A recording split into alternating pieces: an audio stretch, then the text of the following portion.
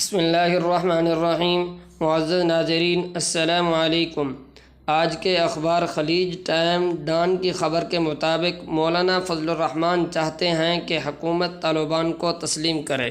مولانا فضل الرحمان نے کہا ہے کہ ہمیں ایک پرامن ملک اور مستحکم حکومت سازی کے نظام کے لیے کی جانے والی کوششوں میں تعاون کے لیے طالبان حکومت کو جلد از جلد تسلیم کرنا چاہیے۔ جمعیت علماء اسلام نے کہا ہے کہ طالبان کی حکومت کو تسلیم کرنا افغانستان کو تسلیم کرنے کے مترادف ہے اور طالبان کی مدد کے لیے ان کی حکومت کو فوری طور پر تسلیم کرنا ضروری ہے۔ مولانا فضل الرحمان نے کہا ہے کہ پاکستان کے افغان عوام کے ساتھ تاریخی تعلقات ہیں۔